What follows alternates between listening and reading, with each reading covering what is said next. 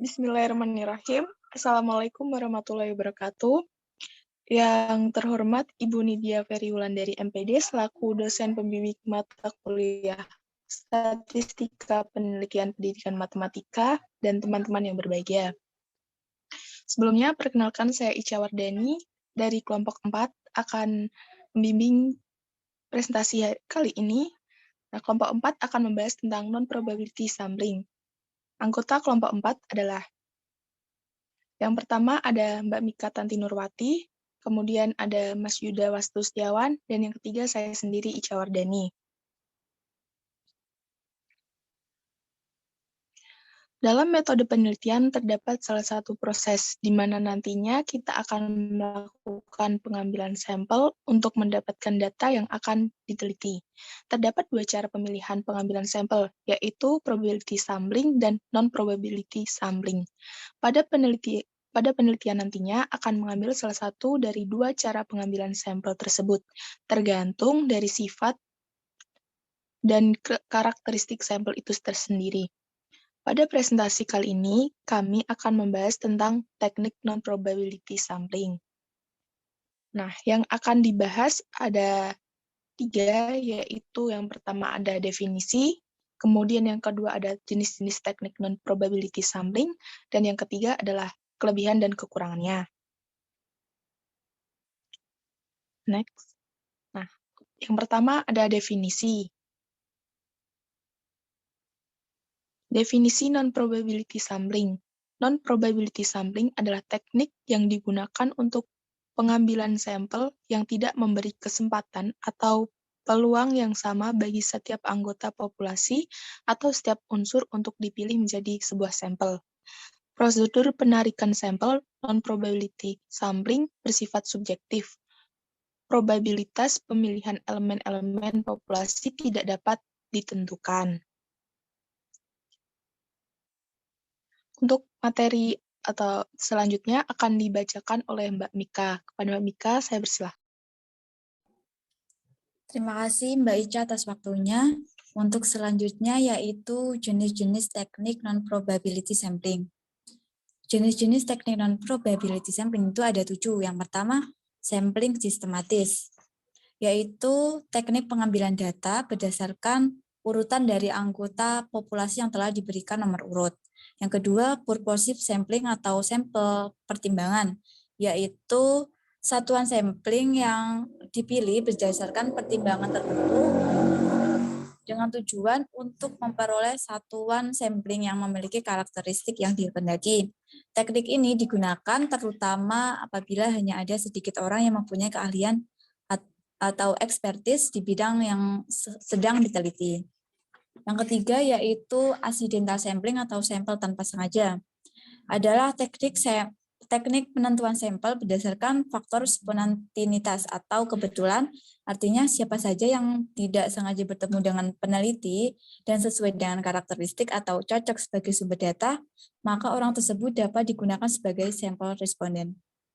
Yang keempat yaitu kuota sampling atau sampel kuota, merupakan teknik untuk menentukan sampel dari populasi yang mempunyai ciri-ciri tertentu sampai jumlah atau kuota yang diinginkan.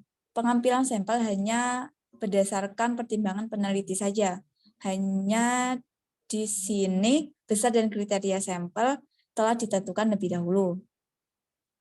Yang kelima ada saturation sampling atau sampel jenuh, adalah sampel yang bila ditambah jumlahnya tidak akan menambah keterwakilan sehingga tidak akan mempengaruhi nilai informasi yang telah diperoleh.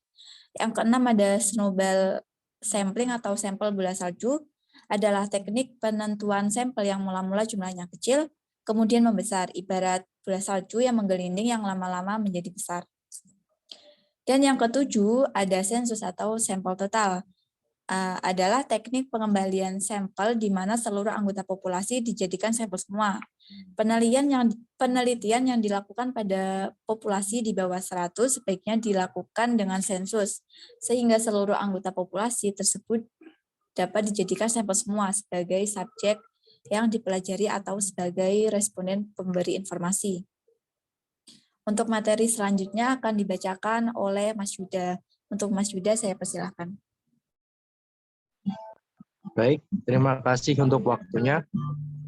Pembahasan yang ketiga yaitu kelebihan dan kekurangan.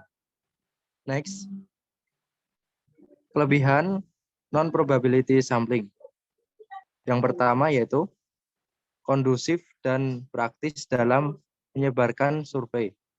Yang kedua, lebih cepat dan lebih hemat biaya. Yang ketiga, mampu dalam menargetkan kelompok tertentu. Kelebihan yang keempat yaitu mengurangi kerepotan administrasi. Yang kelima, sesuai untuk peneliti kualitatif. Dan yang terakhir, dapat menarik kesimpulan sebanyak mungkin. Next.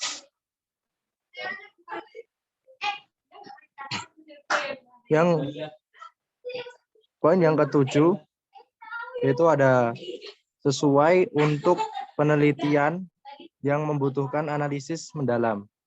8. Kemudahan dalam pengambilan sampel. 9. Menjadi metode yang praktis. Dan yang ke-10, ada kemungkinan untuk memasukkan aspek positif dari stratifikasi dalam sampel. Next. Kekurangan dari non-probability sampling. Yang pertama yaitu tidak mengetahui beberapa baik keterwakilan suatu populasi. Yang kedua, tidak dapat menghitung interval kepercayaan. Yang ketiga, kurangnya representasi dari seluruh populasi. Yang keempat, rendahnya tingkat generalisasi. Yang kelima, kesulitan dalam memperkirakan variabilitas sampling. Dan yang keenam, kemungkinan perolehan hasil penelitian yang tidak seragam. Poin yang ketujuh, ketergantungan yang berlebih dalam pertimbangan.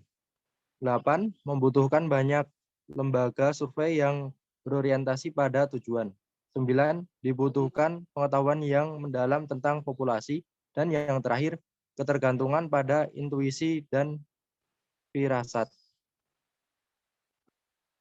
Baik, itu tadi pemaparan mengenai kelebihan dan kekurangan dari non-probability. Untuk selanjutnya, saya serahkan ke moderator. Kan. Baik, terima kasih atas pemaparannya, Mas Yuda. Mungkin cukup sekian yang dapat kami presentasikan. Kurang lebihnya mohon maaf. Wassalamualaikum warahmatullahi wabarakatuh.